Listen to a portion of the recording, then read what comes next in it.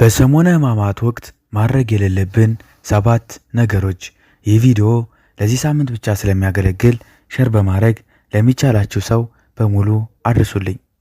ሰሞነ ሕማማት ማለት የስሙ ትርጓሜ ምንድን ነው ተብለን ከተጠየቅን ሰሞነ ሕማማት ማለት ሰመነ ማለት ሲሆን ሳምንት አደረገ ማለት ነው።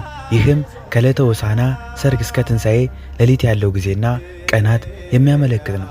ወደ መጀመሪያው ርዕሳችን ስንመለስ በሰሞነ ሕማማት ወቅት ማድረግ የሌለብን ነገሮች፣ አንደኛ መስቀል መሳለም ወይም ማማተብ አይቻልም። ለምን መስቀል መሳለም ወይም ማማተብ አንችልም ካላችሁ ደግሞ በሰሞነ ሕማማት ወቅት ከሰኞ እስከ ዓርብ ያሉ ቀናት የዓመተ ፍዳ መታሰቢያ ናቸው። በእነዚህም ዘመናት ሰዎች በመስቀል አገልግሎት እንዳልጀመሩ ለማሳየት በሰሞነ ሕማማት ወቅት በቤተ ክርስቲያን ሥርዓት መሠረት መስቀል መሳለም ወይም ማማተብ ሥርዓት አይደለም። ሁለተኛ በሰሞነ ሕማማት ወቅት ሰላም መባባል ወይም መሳሳም አይቻልም።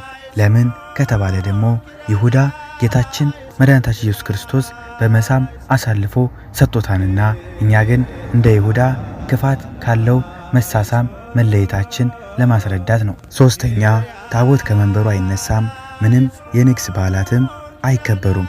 አራተኛ ፍታት ክርስትና የለም።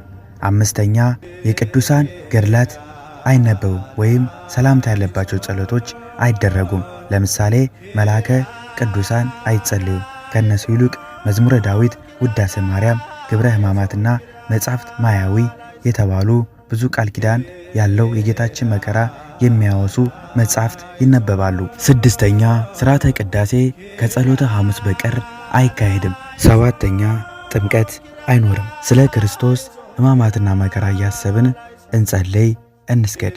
ለብርሃነ ትንሣኤው በሰላም ያድርሰን ያድርሳችሁ።